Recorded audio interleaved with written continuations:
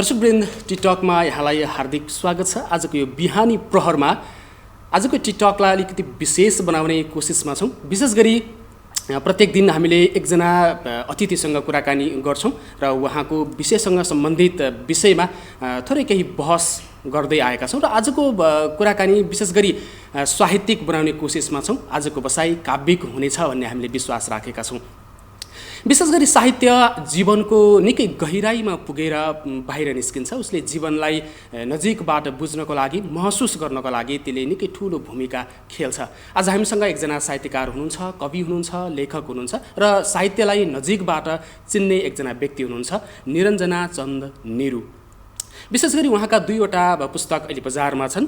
कविता सङ्ग्रहको रूपमा निरुको साइनो र मुक्तक सङ्ग्रहको रूपमा निरूपण अहिले बजारमा तपाईँले पनि भेट्न सक्नुहुन्छ। र विशेष गरी उहाँको पहिचानको कुरा गर्दा नेपाल प्रज्ञा प्रतिष्ठानले आयोजना गरेको राष्ट्रिय कविता महोत्सव 2078मा पुरस्कृत भइसकेपछि उहाँको नामको अगाडि कवि भन्ने एउटा विशेषण थपिएको छ, उहाँको पहिचान थपिएको छ।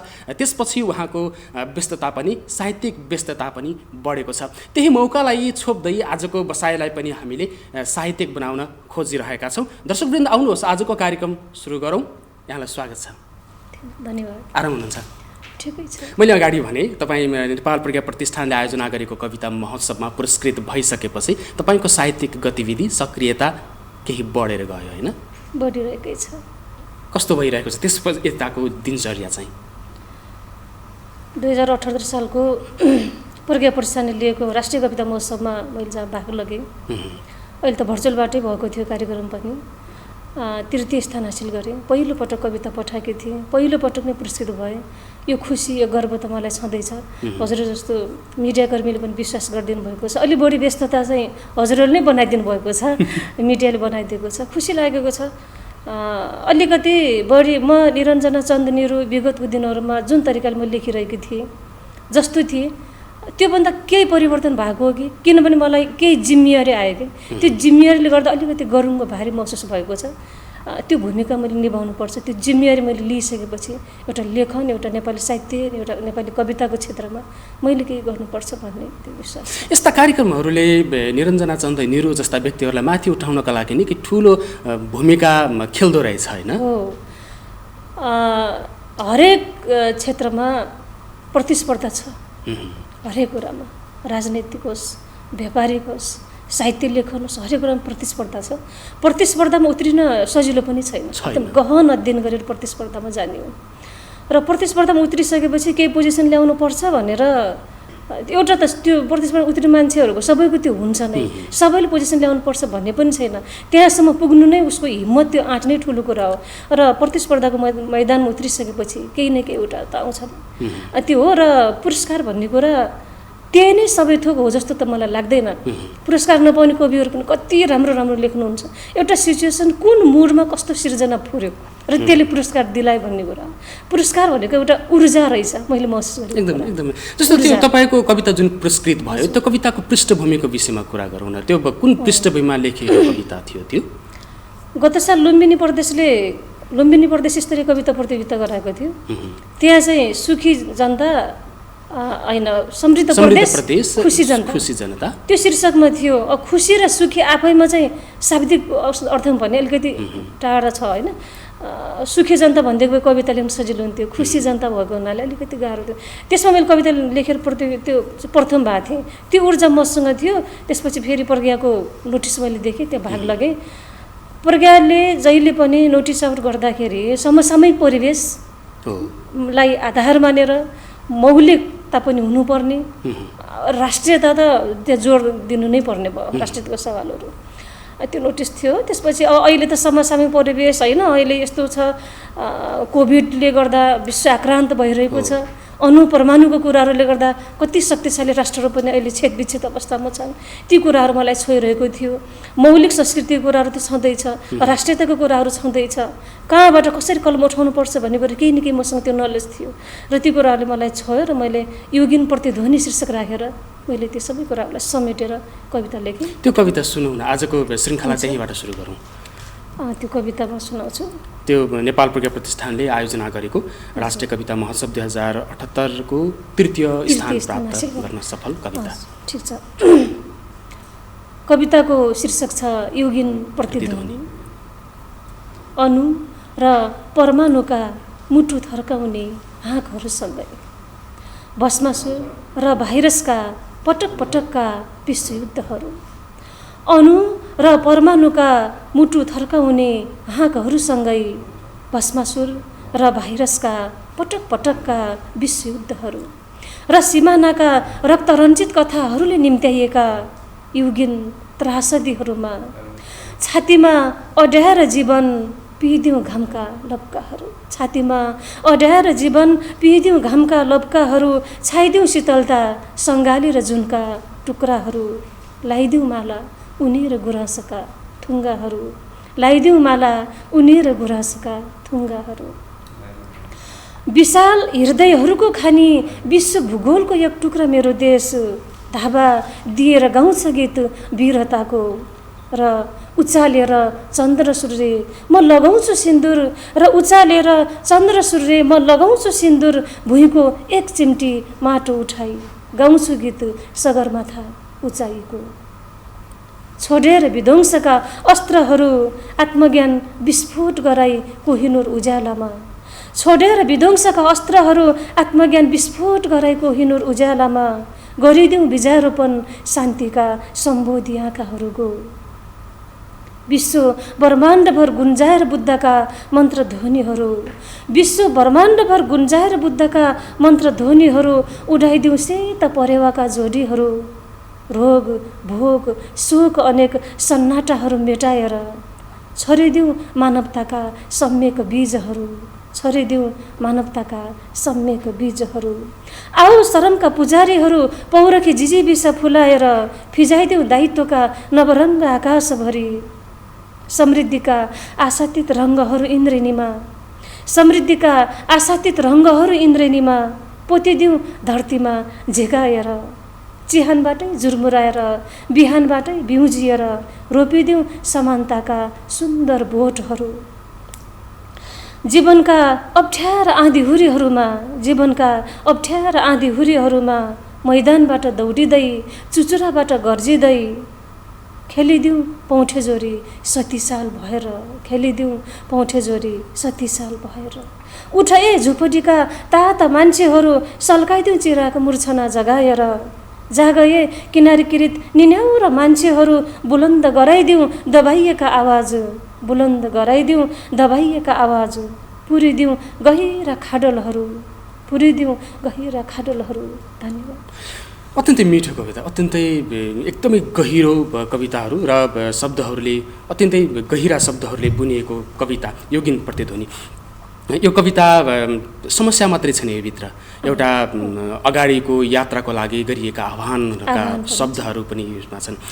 एउटा कुरा मलाई के सोध्न मन लाग्यो भने विशेष गरी यो कविताको जुन एउटा मानक छ, एउटा स्तरीयताको मानक, एउटा स्तरीयताको जुन एउटा लेभल छ, त्यो लेभल महसुस गर्नको लागि प्रतियोगिताले कस्तो भूमिका खेल्दो रहेछ? मैले अघि पनि भने प्रतियोगितामा उत्रिन सहज छैन, सजिलो छैन, एकदमै गहन अध्ययन गरेर जानुपर्छ। रचना लेखन भन्ने कुरा मैले त यस्तो भन्छु, क्वान्टिटी ठुलो कुरा होइन, क्वालिटी ठुलो कुरा। मैले कति लेखेँ त्यो एउटातिर छ, मैले कस्तो लेखेँ अर्कोतिर छ। मैले यस्तो लेखेँ जब मलाई सबभन्दा पहिला त मेरो हृदय छुनु पऱ्यो, मलाई आत्मसन्तुष्टि हुनु पऱ्यो, मिल्नु पऱ्यो मेरो रचनाले, र मैले बल्ल अब मैले प्रतिस्पर्धामा जानुपर्छ। मैले त्यही भएर अहिलेसम्म मैले प्रज्ञा प्रतिष्ठानको प्रतियोगितामा भाग लगेको थिएन। टाइम छ अझै, अध्ययन गरेर जाउँ न भन्ने लागेर मैले अहिलेसम्म भाग लगेको थिएन। र अहिले राम्रो रचना लेखेको मलाई चाहिँ महसुस थियो, पुरस्कृत पनि भयो, खुसी लाग्यो। त्यही भएर कति लेख्यो भन्दा पनि कस्तो लेख्यौँ हामीले भनेर। जस्तो अब भूपी शेरचनले पनि धेरै कविता लेख्नु भएको थिएन, गोपाल प्रसाद रिमालले पनि धेरै कविता लेख्नु भएको थिएन, तर उहाँका कविताहरू नै नेपाली कविता लेखनको एउटा मार्ग बनेर अगाडि आएका छन् अहिलेको समयमा पनि, होइन? त्यस कारणले पनि कति जति भयो तपाईँका कविता? मेरो 2टा पुस्तक प्रकाशन भएको त हजुरले अघि नै भनिसक्नुभयो। म अब कविता सङ्ग्रहको तयारीमा छु। कविता सङ्ग्रहमा पनि म धेरै कविताहरू राख्दिनँ, 50, 55, 60 त्यस्तै राखौँला। र मसँग कविता सङ्ग्रहको लागि पुग्ने अथाह कविताहरू छ, त्यसको लागि मैले अध्ययन गरिरहेको छु, पुनर्अध्ययन गरिरहेको छु, लेखन गरिरहेको छु, पुनर्लेखन गरिरहेको छु होइन। त्यो सबै कुराहरूलाई अब मैले यतिको कविताहरू भएपछि मैले बुकमा राख्न सुहाउँछ भन्ने म तयारीमा छु। कविताहरू छ, एउटा बुकले पुग्ने कविताहरू छ। लेखनको अब सुरुवाती चरणको विषयमा कुराकानी गरौँ होइन। जस्तो कविता लेखन एकैचोटि आउने कुरा पनि भएन, त्यो बिस्तारै त्यसको क्रमिक यात्रा होला। त्यो यात्रा चाहिँ कहाँबाट सुरु भयो होला तपाईँको? यात्रा त्यति धेरै लामो त छैन। म कविता लेखनको लागि धुरन्धर भएर लागेको त्यति धेरै लामो छैन, तर अनुभव मसँग लामो छ। किनभने जन्मजात मसँग एउटा यस्तो तत्त्व थियो, मसँग एउटा साहित्यिक धातु थियो, त्यो बिस्तारै बिस्तारै विस्फोट हुँदै गयो। अच्छा, त्यसमा पनि तपाईँको जन्मको माटोसँग जोडिएको विषय पनि छ। सुर्खेतको सिम्तामा तपाईँ जन्मिनु भयो, त्यहाँको गाउँले वातावरणबाट हुर्किँदै गर्दा साहित्यको बीज त्यहीँबाट रोपियो? त्यहीँबाट रोपियो। किनभने मलाई सानोमा चाहिँ मेरो बुवाले नजिक राखेर सधैँ मलाई अलिकति ज्ञानगुणका कुराहरू, परिवर्तनशील कथाहरू यस्तो सुनाउने के त्यस्तो थियो। मैले आनन्दसँग सुन्थेँ र मलाई छुन्थ्यो, लेखौँ लेखौँ लाग्थ्यो र लेख्थेँ पनि। तर त्यो बाल्य अवस्थामा त्यो 7, 8, 9 कक्षाको उसमा चाहिँ मैले के लेखेँ, कविता लेखेँ या भावना लेखेँ त्यो मलाई थाहा हुँदैन थियो, तर मैले लेखिरहन्थेँ। +2 सकियो, बिस्तारै अब बिहे भयो। मेरो चाहिँ लेखन यात्रा खास बिहे पश्चात भयो। यो अर्थमा पनि म आफूलाई चाहिँ गर्व महसुस गर्छु। नेपालमा हाम्रो समाजमा नारी लेखकलाई त्यति सम्मानजनक दृष्टिकोणले हेर्ने अझै पनि वातावरण बनेको छैन। अहिले त छ, अझै नारी लेखकलाई अझै गाह्रै छ। तर मलाई यो गाह्रो कहिले पनि भएन। मैले जुन भूमिमा म जन्मेँ त्यो भूमिले मलाई एउटा जन्मायो र कर्मक्षेत्रमा पनि मैले अहिले राम्रो सपोर्ट पाएकी छु। विद्यार्थी जीवनदेखि नै मैले लेखिरहन्थेँ। केही कुरा देखेँ भने त्यो परिस्थितिले मलाई छुन्थ्यो। मान्छेहरू सधैँ रूपमा बुझ्दाखेरि एउटा साहित्यको त नवरस हुन्छ होइन। जुन रसमा लेखेर प्रस्तुत गर्यो कस्तो दुःखी रहेछ, सुखको लेख्यो सुखै रहेछ, त्यो होइन। परिस्थितिले छुन्छ। एउटा सर्जकले, लेखकले कुनै परिस्थितिलाई उसले निहालेको हुन्छ क्या, उसलाई छुन्छ र उसको दृष्टिकोण बाहिर जाने हो, ऊ भित्रको जागरण बाहिर जाने हो। मलाई सोध्नु मन लागेको, मानिसले अनेक तरहबाट लेख्छन्। कसैले लेख्दै गर्दा विभिन्न मादक पदार्थ सेवन गरेर लेख्ने कुरा होइन, धूम्रपान प्रयोग गरेर लेख्नेको कुराहरू भए, त्यसै गरी अथवा प्रेमिकाले धोका दिएपछि लेख्ने कुराहरू भए, अथवा आफूलाई अप्ठ्यारो पर्दा लेखेका कुराहरू पनि हुन्छन् होला। तपाईँको सन्दर्भमा चाहिँ त्यो कसरी छुन्छ, कसरी आउँछ ती कुराहरू? हजुरले उठाउनु भएको क्वेसन एकदमै सर्वमान्य छ। सबैले यही भन्नुहुन्छ, जीवनमा हरेक व्यक्ति एकपटक कवि बन्छ। त्यो कथाकार, निबन्धकार नबन्ला, तर कवि बन्छ। तर सबै व्यक्तिले त्यो बाहिर ल्याउन सक्दैन र सबै व्यक्तिले कुन तरिकाले बाहिर ल्याउँछ भन्ने रह्यो। मैले अघि पनि भने, हृदय छुन्छ। कुनै परिस्थितिले छुनुपर्छ र ऊ लेख्न खोज्छ, तर ऊ भित्र एउटा साहित्यिक धातु हुनुपर्छ। त्यसै त हुँदैन। कवि मन हुनुपर्छ, कवित्व हुनुपर्छ त्यो। तर मेरो उसमा चाहिँ भन्नुहुन्छ भने, म त न कुनै सुखले लेखनमा हात हालेको, न कुनै दुःखले, न मिलनले, न बेचुट इत्यादि कुरा मसँग केही पनि छैन। तर मलाई कुनै पनि समसामयिक परिस्थितिले मलाई छुन्छ र म लेख्न सुरु गर्छु। के कुराले छुन्छ बढी जसो? अब समसामयिक अहिले चाहिँ मैले कवितामा अघि पनि सुरुमा भने, अनुपरमाणुको कुराहरू, हत्याहिंसाका कुराहरू, वर्गीय विभेदका कुराहरू, जातीय उत्थानका कुराहरू, महिला विभेदका कुराहरू, मलाई समानताको कुरा, न्यायको कुरा होइन, यी कुराले मलाई बढी छुन्छ र म लेख्न सुरु गर्छु। त्यो हो। र मैले एउटा कविता लेख्दाखेरि 10 दिनसम्म मेरो माइन्ड चाहिँ त्यो हल्लिरहेको हुन्छ, घुमिरहन्छ, माइन्ड घुमिरहन्छ। एउटा विषयवस्तुले मलाई छुन्छ। अब मैले यसलाई त लेख्नु छ, धेरै दिनसम्म मैले एउटा माइन्ड मेकअप गरेर, झन्डै हप्ता दिनसम्म मैले माइन्ड मेकअप गर्छु, त्यसपछि लेख्न सुरु गर्छु। परिमार्जन हुन्छ। 15-20 दिनमा मात्रै एउटा कविता तयार हुन्छ। कुनै बेला त 1 महिना पनि लाग्छ, तर कुनै परिस्थितिमा 2 घन्टामा तयार भइदिन्छ एउटा कविता। हजुर, त्यस्तो। अब जस्तो यो संसारका प्राणीहरू मध्येमा मानव जाति सर्वश्रेष्ठ प्राणी अथवा विवेकशील प्राणी, यो मानिसहरूको भिडमा पनि एउटा कवि जमात छुट्टै छ। उसको मन छुट्टै हुन्छ भनिन्छ, उसको मस्तिष्क छुट्टै हुनुहुन्छ, उसको चालचलन बानी व्यवहार फरक हुन्छ भनिन्छ। तपाईँको नजरमा चाहिँ कस्तो लाग्छ? कवि हुनको लागि मान्छे छुट्टै प्रकारको हुन्छ, छुट्टै तरिकाले सोच्नुपर्छ, अथवा छुट्टै तरिकाले सम्झिनुपर्छ, चिन्तन गर्नुपर्छ, मनन गर्नुपर्छ, अथवा के त्यो कवि मन चाहिँ कसरी बन्छ होला, अथवा आम मानिस कवि चाहिँ किन बन्दैनन् होला? हो, कस्तो चित्त बुझ्यो मलाई कुरा। एउटा जमात छ, हरेक क्षेत्रमा जमात छ। त्यो जमातमा आफू थपिएर झन् थपिन जाने होइन कि, त्यो जमात बढाउन, त्यो भिड बढाउन जाने होइन कि, त्यहाँ आफू फरक भएर उभिन जाने हो र सयौँ मान्छेहरूलाई आफूतिर एट्र्याक्सन गर्न सक्ने त्यो कवि मन भएर जाने हो। र कवि छुट्टै संसारबाट आएका, छुट्टै कुनै एउटा भूगोलबाट आएका, छुट्टै कुनै ग्रहबाट आएको त होइन, तर पनि सामान्य अरू व्यक्तिभन्दा कवि मन अलिकति फरक त हुनैपर्छ, हुन्छ पनि। अरू मान्छेहरू एउटा फरक संसारमा छन्, म फरक संसारमा छु, त्यो खालको एउटा चिन्तन गर्न सक्नुपर्छ। चिन्तनले नै कवित्व जन्माउने हो। अरू मान्छेहरूले भन्दा कविले जीवनको मूल्य अथवा जीवनको दर्शनलाई बढी गहिरो गरी साहित्य भनेकै जीवन र जगतको अनुकरण हो, फरक भाषिक अभिव्यक्ति हो। त्यो फरक भाषिक अभिव्यक्ति दिन सकेन भने त कुरा गरे चाहिँ भइहाल्यो नि, गफ गरे चाहिँ भइहाल्यो नि। कवितामा त कुरा र गफ आउने होइन नि, फरक चिन्तन आउने हो, भाव आउने हो। त्यो भाषिक अभिव्यक्तिमा रसात्मक, कलात्मक, भावात्मक, कोमल र अनुकरणात्मक एउटा अभिव्यक्ति दिन सक्नुपर्छ, जसले मान्छेको हृदय छुन सकोस्, मस्तिष्कमा झङ्कार दिन सकोस्। यसरी फरक भाषिक अभिव्यक्ति दिन सक्नु पर्यो। फरक भाषिक अभिव्यक्ति दिन त सजिलो छैन, चिन्तन गर्नु पर्यो। दुनियाँ संसार एकातिर छ, मेरो संसार अर्कोतिर छ। यसरी चिन्तन गरेर, अध्ययन गरेर, निखारता ल्याएर अगाडि बढ्न सक्नु। कविमा जरुर फरक नै हुन्छ सामान्य। यस बिचमा एउटा अर्को कविता सुनौ। अर्को कविता कस्तो प्रकारको कविता सुनाउनुहुन्छ? कविता म सुनाउँछु सर। मैले 2-4 दिन फेसबुक वालमा पनि यो सार्वजनिक गरेको छु, म त्यही कविता सुनाउँछु। ओके, एकदम। यो पनि समसामयिक कुराहरूले मलाई छोयो र मैले लेखेँ। कविताको शीर्षक छ आफैसँग प्रश्न। आफैसँग प्रश्न। जनविश्वासका अटुट बाँधहरू भत्काएर, आचार व्यवहारहरू बारम्बार हल्लाएर, जनविश्वासका अटुट बाँधहरू भत्काएर, आचार व्यवहारहरू बारम्बार हल्लाएर, आस्थाका धरोहर डगमगाउनेहरूसँग म योभन्दा धेरै के अपेक्षा गरौँ? रगत बगाएर पसिनाका मूल फुटाएर, रगत बगाएर पसिनाका मूल फुटाएर फुलाएका स्वाधीनताका बोटहरूमाथि घरिघरि वञ्चरो प्रहार गर्नेहरूसँग म आफ्नो जीवनको भिख कसरी मागौँ? घरिघरि वञ्चरो प्रहार गर्नेहरूसँग म आफ्नो जीवनको भिख कसरी मागौँ? यहाँ शोकका प्यालाहरूले कैयौँका आँखामा सुकेका छन् बेगनास र रूपा, कैयौँका नसामा सुकेका छन् भेरी र कर्णाली। रोगले भन्दा भोगले बढी आत्तिएर प्याकप्याक्ती हप्किएका निरीह पेटहरूमा शासकका डोजरहरू चलेको म कसरी सहेर बसौँ?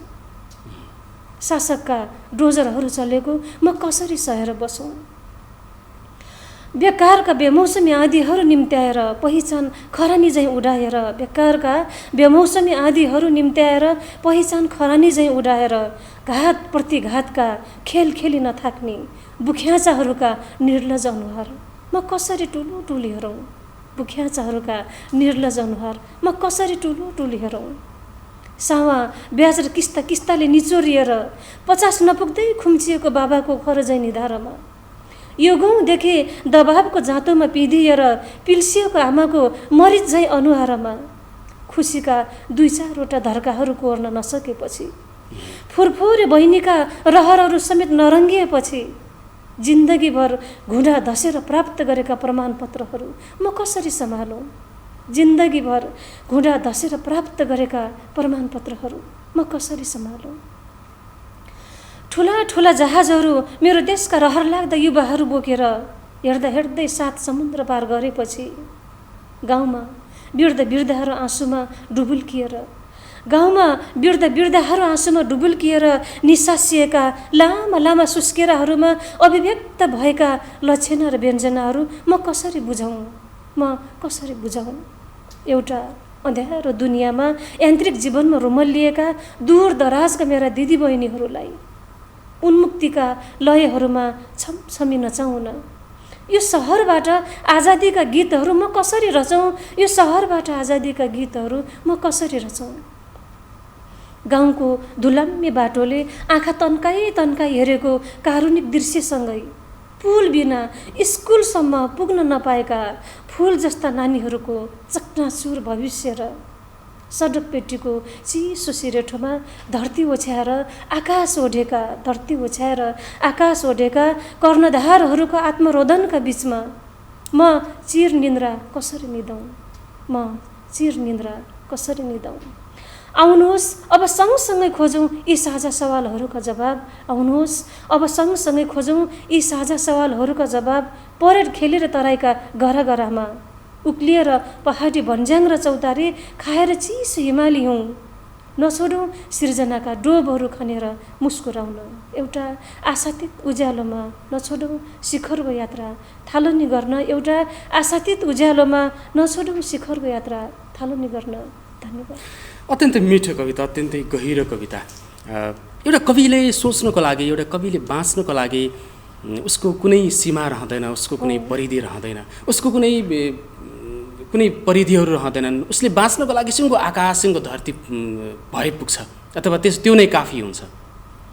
जहाँ रवि पुग्दैन त्यहाँ कवि पुग्छ भन्ने त भनाइ नै छ। तपाईँले कवितामा प्रस्तुत गर्नुभएको अत्यन्तै उज्यालोका भाषाहरू प्रस्तुत गर्नुभयो। कहिलेकाहीँ निराशाका कविताहरू पनि लेख्नुहुन्छ?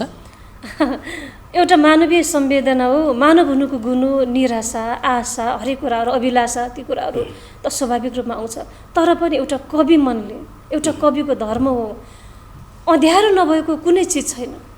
हरेक ठाउँमा समस्या छ, हरेक ठाउँमा अँध्यारो छ, हरेक ठाउँमा जटिलता छ। हो त्यो जटिलताको बिचमा, त्यो अँध्यारोको बिचमा हामीले उज्यालो देख्ने, एउटा कवि मनले उज्यालो देख्नुपर्छ होइन। त्यही भएर निराशाका कविताहरू विगतमा मैले लेखेँ, अझै पनि लेख्छु। मानवीय संवेदना कहिलेकाहीँ त्यो आउँछ र मैले लेख्छु पनि। तर मैले अहिले निराशाको बिचमा पनि आशा पलाउने, त्यो एउटा आशा पलाएर लेख्ने कोसिस गरेकी छु। अँध्यारोको बिचमा उज्यालो ल्याउने कोसिस गर्छु। जस्तो अहिले जुन हामी धरातलमा बाँचिरहेका छौँ, अथवा तपाईँ महिला भएर लेखिरहनु भएको छ, अथवा महिला पनि यति बेला मान्छे हुनका लागि लेखिरहनु भएको छ। कोही त्यस्तो समुदाय छ जो चाहिँ आफू अरू मान्छे सरह बाँच्नको लागि लेखिरहेको छ होला, अथवा कोहीले कसैले समानताको पक्षमा उभिनुपर्छ भनेर लेखिरहेको छ होला। तपाईँलाई चाहिँ के लाग्छ, कविताले चाहिँ साँच्चै समाज परिवर्तन गर्छ अथवा मान्छेको मनस्थिति परिवर्तन गर्छ जस्तो लाग्छ, अथवा यो त्यस्तो होइन, साँच्चै यो मनलाई सन्तुष्ट पार्ने एउटा साधन मात्रै हो जस्तो लाग्छ? कविता साहित्य लेखन भनेकै सुरुमा त आत्मसन्तुष्टिको लागि हुँदो रहेछ। मैले भोगेको कुरा, म आफ्नो व्यक्तिगत फिलको कुरा गरिरहेको छु। लेखन पहिला सुरुमा आफूभित्र एउटा साहित्यिक तत्त्व हुन्छ। त्यो तत्त्वको कारणले गर्दा उसलाई लेख्न भित्रबाट उसलेमा झकझगाइरहेको हुन्छ कि आफ्नै मनले आफूलाई झकझगाइरहेको हुन्छ र आत्मसन्तुष्टिको लागि लेख्ने हो। पछि गएर आत्मसन्तुष्टिले मात्रै पनि पुग्दो रहेनछ, लेखनबाट पनि समाज परिवर्तन हुन्छ। किनभने साहित्य भनेको त समाजको ऐना हो, जीवन र जगतको अनुकरण हो, त्यो दर्पण हो, बिम्ब प्रतिबिम्बहरू त्यहाँ झल्किनुपर्छ। अब अलिकति कलमलाई तिखारेर अगाडि बढ्न सक्ने कविहरूले समाज परिवर्तनको लागि लेख्नुपर्छ। समाजमा दुई पक्ष छ, एउटा दुखाउने पक्ष छ, एउटा दुख्ने पक्ष छ। दुख्ने पक्ष भनेको पीडित पक्ष हो, जहाँ अहिले पनि हजुरले भने चाहिँ मान्छे भएर बाँच्न पाइरहेको छैन। हरेक कुराहरू, विभेदको कुरा, अन्यायको कुरा, मैले सुरुमा पनि भने असमानताको कुराहरू, वर्गीय खाडलका कुराहरू, पुरै दिन वर्गीय खाडलहरू युगिन प्रतिध्वनि मैले एउटा पङ्क्ति नै राखेको छु त्यो। अनि अर्को दुखाउने पछि भनेको पीडक पछि, जसले युगौँदेखि दबाउँदै आइरहेको छ। अब दुखाउने पक्षलाई पनि हामीले सम्बोधन त गर्ने हो। दुखाउने पक्षलाई गाली गलोज र एउटा असन्तुष्टिको कुराहरू मात्रै हामीले पोख्यौँ त्यो नारा साहित्य हुन्छ। त्यो नारा साहित्य हामीले लेख्नु हुँदैन। त्यो नारा साहित्य सतै रूपमा त्यो लेख्ने कुरा एउटा छ, तर नारा साहित्यले कहिले पनि समाज परिवर्तन हुँदैन। मैले भन्न खोजेको, मैले बुझ्न खोजेको तपाईँले कस्तो राम्रो कुरा गर्नुभयो कि कविता भनेको ठ्याक्कै नारा पनि होइन होइन। कविता भनेको कविता नै हो, त्यसको वेट, त्यसको जुन एउटा उचाइ छ, त्यसको गहिराइ छ, त्यस अनुसारले त्यसलाई बलियो बनाउनको लागि कविको हात, कविको शिल्पको कुरा आउँछ होला। मैले जान्न खोजेको जस्तो गीत सामान्यतया धेरै मान्छेहरूको ओठ मुखमा झुन्डिन्छ, कविता किन त्यति अप्ठ्यारो भएको होला? त्यसको फैलावलाई साहित्यका हरेक विधामध्ये कविता जटिल हो, लेखन पनि जटिल छ, यो बुझ्न पनि जटिल छ। त्यही भएर हरेक मान्छेहरूले गीत सजिलै छ, तर कविता त्यसरी कण्ठ गरेर त्यो बुझ्न अलिक गाह्रो छ नि त। कविता लेख्नै गाह्रो छ, त्यो हो। अब कविता हामीले जहाँ, मैले अघि त्यो प्रसङ्गलाई फेरि जोडेँ, जहाँ दुख्ने पक्षहरू छ हाम्रो समाजमा, त्यहाँबाट कलम उठाउँ कि अब कहाँनिर दुखेका छन् घाउहरू, हो त्यो विकृतिहरूलाई हामीले एउटा पिलो निचोर्ने हो कविता लेखन भनेको। शरीरलाई दुःख दिइरहेको हुन्छ, त्यो पिलोमा विकृतिहरू हुन्छ, निचोर्ने, विकृति बाहिर आउँछ, सफा हुन्छ, घाउ सम्झन्छ। अब त्यो तरिकाले हामीले लेख्ने हो। अबको युवा जेनेरेसनले हामीले त्यसरी लेख्ने हो। कहाँ छन् असमानताका घाउहरू, कहाँ छन् दुखेका घाउहरू, त्यहाँबाट कलम चलाउने हो नि त। अब मैले भर्खर आफैसँग प्रश्न, त्यहाँ पनि कतिवटा दुखेका घाउहरूबाट मैले बाहिर निकालेको छु। हैन। यो सहरबाट आजादीका गीतहरू म कसरी रचौँ? सहरका 2-4 जना दिदीबहिनीहरू आजादी हुनुहुन्छ, स्वतन्त्र हुनुहुन्छ। गाउँका दूरदराजमा जानुहोस्, अहिले पनि यान्त्रिक जीवनमा हाम्रा आफ्नै दिदीबहिनीहरू रमलिरहनु भएको छ। यी इत्यादि कुरा अब दुख्ने ठाउँबाट कलम चलाउने हो यसरी। जस्तो तपाईँले भन्नुभयो जति धेरै जस्तो नेपालको जुन परिवेशलाई केन्द्रित गरेर तपाईँले जुन कविताहरू लेख्नु भएको छ, तपाईँले अरू कविता पनि पढ्नुहुन्छ होला, धेरै कविता। आफै पनि नेपाली शिक्षक, कविता त पढाउने कुरा पनि भइहाल्यो र अन्य अहिले बजारमा आएका कविताहरू पनि तपाईँ पढ्नुहुन्छ भने अहिलेको नेपाली कविताको प्रवृत्तिका कुराहरू, अवस्थाको कुराहरूलाई कसरी हेर्नुहुन्छ, कसरी बुझ्नुहुन्छ एउटा अर्को कविले चाहिँ? ठिक छ, त्यसो त मैले सबै कविहरूको जज यहाँबाट गर्न मिल्दैन। सबैको लेखन आफ्नो ठाउँमा ठिक छ, कसैको तुलना कसैसँग हुँदैन। तर मलाई के लाग्छ भन्दाखेरि मैले अघि पनि भने, हामीले कति लेख्यौँ भन्दा पनि कस्तो लेख्यौँ भन्ने कुरा हो। 50वटा कविता मात्र लेखौँ न, त्यसले जीवनलाई माथि उचाइदिन्छ भने त्यो ठुलो कुरा हो हैन।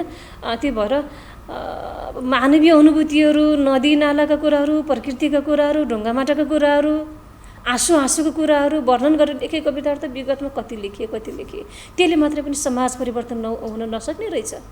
अब चाहिँ कस्तो खालको कविताहरू हामीले लेख्न सकौँ, मैले पनि त्यही कोसिस गरिरहेको छु र अरू आउने जेनेरेसनहरूलाई पनि, मेरो समकालीन साथीहरूलाई, पछाडि आउने भाइ बहिनीहरूलाई पनि मैले त्यही भन्छु, सजिलै मान्छेको जसले दुखाउँछ उसको मस्तिष्कलाई परिवर्तन गर्न सकौँ हाम्रो कविताहरूले। ओहो यस्तो होइन नि, यस्तो रहेछ, त्यो खालको हामीले परिवर्तन गर्न सकौँ र दुखिरहेका ती जुन असमानता, त्यो पीडामा परेका मान्छेहरूलाई उनीहरूलाई मलम लागोस् के, त्यो घाउमा मलमपट्टि भन्नुहोस् हाम्रो कविताहरूले। यो तरिकाले लेखौँ कविता। जस्तो कवितामा राजनीतिको छाया हो, राजनीतिको छाया मेरो भर्खर आफैसँग प्रश्न कवितामा पनि अलिकति राजनीतिको छाया 2-3वटा सुरुको 1-2वटा अनुच्छेदमा छ।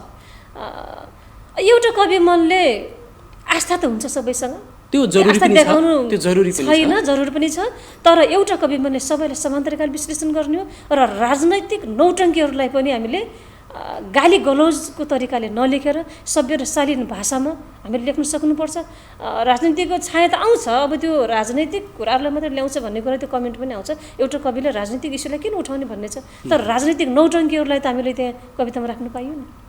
कविता भनेको त राजनीति भन्दा पनि माथि हो नि, राजनीतिलाई डोर्याउने, राजनीतिलाई चाहिँ एउटा मार्गमा ल्याइ पुर्याउने शक्ति पनि त कविताले राख्दछ। राजनीति गर्ने व्यक्तिले साहित्य बुझ्न जरुरी छैन, तर साहित्यकारले, साहित्य लेखन गर्ने व्यक्तिले राजनीति बुझ्न जरुरी छ। यहीँनिर फरक छ। त्यस कारण पनि कविता चाहिँ माथि छ। हो, कविता धेरै माथि छ नि। राजनीति गर्ने व्यक्तिहरूले चर्चित राइटरहरूका विश्व हल्लाउने कृतिहरू अध्ययन नगरेको व्यक्तिहरू कमै हुनुहुन्छ होला हैन। कृतिहरू कत्रो विश्व हल्लाउने, समाज परिवर्तन गर्ने, देश परिवर्तन गर्ने, सिङ्गो विश्व परिवर्तन गर्ने कृतिहरू पनि त विश्वका चर्चित लेखकहरूले लेखिरहनु भएको छ। राजनीति गर्ने व्यक्तिहरूले अध्ययन गर्नुहुन्छ, अध्ययन गर्नुहुन्न भन्ने पनि गर्नुहोस् भन्छु मैले। ओके, जस्तो यो राजनीतिको कुरा यहीँनिर छोडौँ, यसमा धेरै गहिरो विषय पनि होला अथवा उतातिर हुँदै जाला। नेपालमा कविहरू धेरै हुनुहुन्छ, धेरैले कविता लेख्नुहुन्छ अथवा धेरै तरिकाले कविता लेख्न सुरु भएको छ नेपालमा पनि। हिजोका दिनहरूमा एक किसिमको पद्य कविताको एउटा बोलबाला थियो, अहिले गद्य कविताको पहुँच धेरै मान्छेहरूसँग पुगेको जस्तो महसुस सबैले गरेका छन्। यो भिडमा आफ्नो अक्षरहरू, आफ्नो कविताहरूलाई फरक बनाउन कतिको जरुरी छ? एकदमै जरुरी छ। मैले अघि पनि भने, जमातमा जमात थपिन जाने होइन, हामी भिडमा भिड थपिन जाने होइन। 100 जनाको भिडमा आफू गएर 101 हुने होइन कि त्यो 100 जनालाई आफूतिर एट्र्याक्सन गर्न सक्ने हो, फरक भएर उभिन सक्ने। त्यसको लागि अध्ययन, एकदमै अध्ययन जरुरी छ र अनुशासन।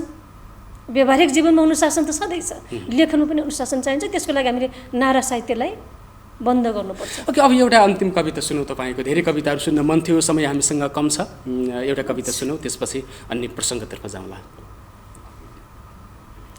मैले 1 हप्ता अघि मात्रै लेखेको कविता म सुनाउँछु। कविताको शीर्षक छ गुनासो। गुनासो शीर्षक सुन्दा फेरि राजनैतिक जस्तो लाग्ला हजुरलाई? त्यो होइन, ठिक छ। मेरो कविताको शीर्षक छ गुनासो। म चिहाइरहेकी छु बत्ती मुनिको अँध्यारोबाट, म चिहाइरहेकी छु बत्ती मुनिको अँध्यारोबाट। यो सहरमा कतिखेर प्रदीप्त हुन्छ चेतनाको झिल्को। बारम्बार आउने र पखेटा फटफटाइरहने, बारम्बार आउने र पखेटा फटफटाइरहने विचारहरूका सर्वोच्च आँधीहुरीहरूले कहाँ कहाँसम्म कसरी पुर्याउँछन् क्षति, कहाँ कहाँसम्म कसरी लगाउँछन् डढेलो। म पढिरहेकी छु पुस्तकहरूका पानाहरूमा, म पढिरहेकी छु पुस्तकहरूका पानाहरूमा पीडाहरूको पहाडबाट समय समयमा दुखाउने पराकाष्ठहरू। समयको एउटा क्यानभासमा सिङ्गो आकाशलाई चुनौती दिएर इन्द्रेणी कतैबाट धरतीको बागडोर सम्हाल्न आउला कि। चट्टान भएर पुर्नेको जुन रूढिग्रस्त उद्दण्ड अनुहारहरूमा कतैबाट ठोक्किन आउला कि। बर्खे झरे चट्याङ लिएर कतैबाट आमाका कोखा लुस्नेहरूको शिरमाथि वज्रपात लिएर आउला कि। म निकै हिम्मत गरेर झुकिएर सलाम गर्न त्यो समयको पर्खाइमा छु। अविचलित कुरिरहेकी छु, यद्यपि मेरो धीरताको साँधसीमा टुटेको छैन। एक समयमा बुद्ध चोकमै उछिटिएका रगतका छिर्काहरू अझैसम्म छन् अवशेष काला दाग र धब्बाहरूमा। स्वयम्भूका सम्यक आँखाहरूले बिहानीमा नदेख्दै म हठात खुर्किएर मेटाउने कोसिस गर्छु। एक हातमा फुल र अर्को हातमा ज्याबल लिएर मैले मेटाउँदा पनि नदुखोस् कसैलाई। कारागारभित्र हुलिनुपर्ने हैसियतबाट तल झर्दै गरेका विनिपात पात्रहरू अचानक कुन साइतमा पहिरिन्छन् यहाँ गलामा फुलका माला। कुन शैलीमा पाउँछन् स्याबासका शब्दगुच्छाहरू। हरेक झिसमिसे र हरेक मिरमिरेसँग यही एउटा गुनासो भइरहन्छ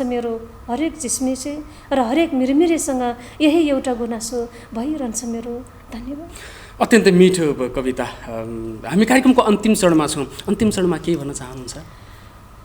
अन्तिम चरणमा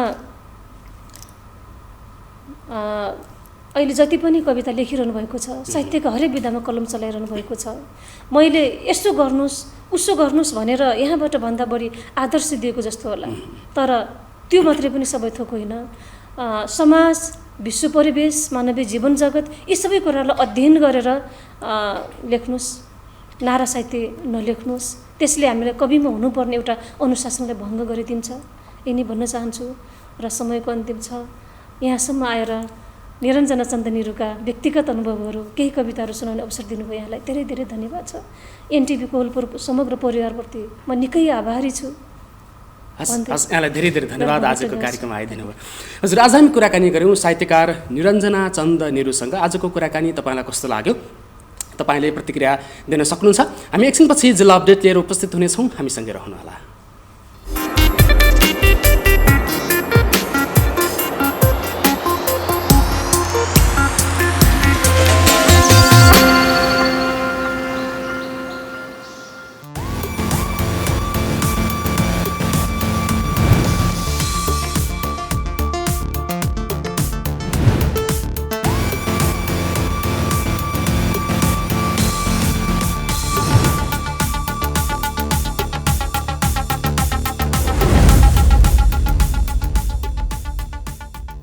दर्शकवृन्द, जिल्ला अपडेटमा यहाँलाई हार्दिक स्वागत छ। कार्यक्रम मर्निङ मिक्स अन्तर्गतको आजको श्रृङ्खलाको अन्तिम सेगमेन्टमा हामी उपस्थित छौँ। आज जिल्ला अपडेटको श्रृङ्खलालाई जोड्नुभन्दा अगाडि आज गाई जात्राको प्रसङ्ग परेको छ र गाई जात्राको सन्दर्भ यस कारणले हामीले जोड्दैछौँ। विशेष गरी पाल्पा जिल्लामा नेवार समुदायको बसोबास बढिरहेको छ र त्यहाँ आज गाई जात्राको अवसरमा त्यहाँ कस्ता किसिमका गतिविधि भइरहेका छन् अथवा यो लगायतका अन्य विविध प्रसङ्गहरूमाथि अपडेटका लागि हामीसँग पाल्पा संवाददाता कमल अधिकारी हाम्रो टेलिफोन सम्पर्कमा हुनुहुन्छ।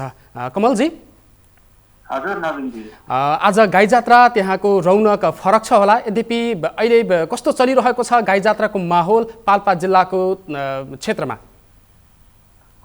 पक्कै पनि नवीनजी, पाल्पा सदरमुकाम तानसेन बजार खास गरी नेवार समुदायको बसोबास रहेको हुँदा यहाँ गाई जात्रालाई मुख्यतया नेवार समुदायले मुख्य रूपमा यो पर्व मनाउने हुँदा उत्साहका साथ मनाउने चलन विगतदेखि नै थियो यस वर्ष भने कोभिडका कारण, गत वर्ष र यस वर्ष भने कोभिडका कारण विगतमा जस्तो त्यति साह्रो रौनकता छाइसकेको छैन। यद्यपि आज गाई जात्रा भएको हुँदा बिहानैदेखि गाईको पूजा गर्ने, घर परिवारबाट जात्रा निकाल्ने, घरहरूमा नित्य पूजाहरू गरेर जात्रा निकाल्ने तयारी चाहिँ भइरहेको छ नवीनजी। आज जात्रा निकाल्ने भनिसकेपछि मान्छेहरूको भिडभाड हुने भइ नै हाल्छ होला। त्यसको लागि स्थानीय प्रशासनले त्यहाँको चाँजोपाँजो कसरी मिलाएको छ अहिलेको कोभिडको सन्दर्भमा? खास गरी गाई जात्रामा तानसेनबाट मात्रै नभएर तानसेनको नेवार समुदायले मात्रै नभएर अन्य स्थानबाट पनि छिमेकी जिल्लाहरू अनि स्थानीय तह, जिल्लाभित्रकै अन्य स्थानीय तहहरूबाट पनि जात्रा हेर्न आउने र यो समयमा चाहिँ किनमेल पनि गर्ने, भिडभाड एकदमै लाग्ने हो जिल्ला सदरमुकाममा। तर यसपालि भने सदरमुकाममा नै अन्य स्थानमा भन्दा धेरै सङ्क्रमित रहेको, बढिरहेको हुँदाखेरि स्थानीय प्रशासनले कुनै पनि मेला, महोत्सव, जात्रा, सभाहरू नगर्न चाहिँ निर्देशन दिएको छ। त्यसले गर्दा पारिवारिक रूपमा नित्य पूजा गरेर घर परिवारले मात्रै त्यो जात्रा निकालेर यसलाई सम्पन्न गर्ने तयारी भइरहेको छ नवीनजी। भनेपछि जात्रा निस्किन्छ कि निस्किँदैन आज पाल्पामा? जात्रा निस्किन्छ तर त्यसमा चाहिँ खास गरी अन्य जस्तो घर परिवारभन्दा बाहिरका जुन घरबाट जात्रा निकालिन्छ त्यो परिवारभन्दा बाहिरका मानिसहरू सहभागी नभएर जात्रा निकाल्दा पनि त्यो एकै ठाउँमा जात्रा नजुलाउने गरी, धेरै मानिसहरू भिडभाड नहुने गरी त्यो वातावरण मिलाएर मात्रै जात्रा निकाल्न चाहिँ स्थानीय प्रशासनले सबैमा अनुरोध गरेको छ। यहाँ खास गरी नेवार समुदाय मात्रै नभएर पछिल्लो केही वर्ष यता गैर नेवारहरूले पनि जात्रा निकाल्ने परम्परा बढिरहेको छ। त्यसले गर्दा जुन घरबाट जात्रा निकालिन्छ उहाँहरूले आफ्नो नित्य पूजा गरेर त्यो जात्रा सम्पन्न गर्नेतिर मात्रै लागिरहनु भएको छ। जस्तो विशेष गरी यो गाई जात्रा काठमाडौँका नेवार समुदायमा बढी प्रचलित छ र त्यहाँ बढी विशेषताका साथ मनाइने यो गाई जात्रा पाल्पामा चाहिँ त्यसको मनाउने प्रचलन कस्तो छ? तपाईँले कतिको नजिकबाट यसलाई हेर्नु भएको छ? खास गरी पाल्पाका नेवार समुदायहरू पनि काठमाडौँबाटै बसाइ गरी आएको भन्ने अब किंवदन्ती छ। त्यसले गर्दा काठमाडौँको जात्रा र पाल्पाको जात्रामा खासै फरक छैन। तर पछिल्ला वर्षहरूमा नेवारले मात्रै नभएर अन्य समुदायले पनि यसलाई निकाल्ने गरेको पाइन्छ। गाई जात्रा पर्व भनेको जुन घरमा कोही मान्छेको मरण हुन्छ उहाँको 1 वर्षभित्र जात्रा निकाल्यो भने उहाँहरू चाहिँ गाईको पुच्छर समातेर बैतरणीमा जाने, स्वर्गमा उहाँहरू जाने भन्ने विश्वासका साथ निकालिन्छ। त्यसले गर्दा खास गरी ठुलो बादशाह बनाएर निकाल्ने, अलिक कलात्मक तरिकाले निकाल्ने, बाजा गाजा सहित निकाल्ने त्यो खालको एउटा छ भने अर्को खालको बौद्ध धर्मावलम्बीहरूले पनि यो जात्रा निकाल्ने नेवार समुदायभित्रकै हुँदा निर्गुण गाएर बजाएर त्यो खालको निकाल्ने अर्को चलन छ। खास गरी यो समुदाय अनुसार फरक फरक शैलीमा निकाले पनि मुख्य उद्देश्य भनेको आफ्नो दिवंगत पितृहरूको आत्माको चाहिँ वैकुण्ठमा बास होस्, गाईको पुच्छर समातेर उहाँहरूको वैकुण्ठमा बास हुन्छ भन्ने हिसाबले निकालित गरेको पाइन्छ नवीनजी। जस्तो अहिले तपाईँले अगाडि पनि भन्नुभयो तानसेनमा नै अहिले कोरोना सङ्क्रमण बढिरहेको सन्दर्भमा एकातर्फ जात्रा निकाल्ने कुरा छ अथवा अब भने पछिल्लो समयमा चाडपर्वहरू भित्रिन त्यो क्रम चाहिँ सुरु भइसकेको छ। अहिले कोरोनाको अवस्था चाहिँ कस्तो छ अहिले पाल्पा जिल्लाको? कोरोनाको अवस्थाको कुरा गर्नुपर्दा पाल्पा जिल्लामा 17 जिल्ला, जोखिमका 17 जिल्लाभित्र पाल्पा जिल्ला पनि छ देशभरमा। त्यसमध्ये पनि पाल्पा चाहिँ सिद्धार्थ राजमार्गसँग छोइएको जिल्ला, बुटोल तराईका जिल्ला बुटोलसँग, कपिलवस्तु नवलपरासीसँग छोइएको जिल्ला भएका कारण पनि यहाँ आवत जावत अन्य जिल्लाका मानिसहरू हुने, स्वास्थ्यको हिसाबले उपचारका लागि पाल्पामा धेरै जिल्लाबाट मानिसहरू आउने कारणले गर्दा पनि यहाँ अलिकति सङ्क्रमण समुदायमा फैलिएको छ। यद्यपि पछिल्लो समय परीक्षणको दायरा भने घटेको छ। किन भन्दा मानिसहरूमा एक खालको चाडपर्व लागिरहेको बेलामा स्वास्थ्य समस्या देखिए पनि, लक्षण देखिए पनि परीक्षण गरे लगत्तै म सङ्क्रमित हुन्छु र म समाजबाट अलग बस्नुपर्छ, क्वारेन्टिन बस्नुपर्छ, आइसोलेसन बस्नुपर्छ, त्यसले गर्दाखेरि डर हुन्छ भन्ने कारणले परीक्षणको दायराभित्र चाहिँ सबै नागरिक आउन सकेको अवस्था छैन। सङ्क्रमण दैनिक रूपमा सङ्क्रमितहरू थपिने क्रम जारी छ। त्यही लगत्तै जति सङ्क्रमित थपिनु भएको छ त्यसको आसपासमा सङ्क्रमण मुक्त पनि हुनु भएको छ। त्यसले गर्दा पाल्पा जिल्ला जोखिममै छ, तर परीक्षणको दायरा भने घटेको छ। हस्, यहाँलाई धेरै धेरै धन्यवाद यो जिल्ला अपडेटमा सहभागी भएर जिल्लाको अवस्था जानकारी गराइदिनु भएकोमा। कमलजी, यहाँलाई धेरै धेरै धन्यवाद। धन्यवाद नवीनजी। हजुर, उहाँ हुनुहुन्थ्यो पाल्पा स्थित हाम्रो संवाददाता कमल अधिकारी। आज गाई जात्राको सन्दर्भमा पाल्पा जिल्लाको विशेष गरी तानसेनमा नेवार समुदायको उल्लेख्य बसोबास रहेको छ र त्यहाँ अहिलेको कोरोनाको यो विशेष परिस्थितिको अवस्थामा पनि जात्रा निकाल्ने सन्दर्भमा भइरहेका गतिविधिको बारेमा र कोरोना भाइरसले पारेको प्रभावका विषयमा जानकारी गराउनु भएको थियो। जिल्ला अपडेट सँगसँगै आजको मर्निङ मिक्सका सम्पूर्ण सेगमेन्टहरू यही सकिएका छन्। भोलिको श्रृङ्खलामा फेरि 6 बजे हामी उपस्थित हुनेछौँ। अहिले भने हामी सबैलाई बिदा दिनुहोस्। नमस्कार।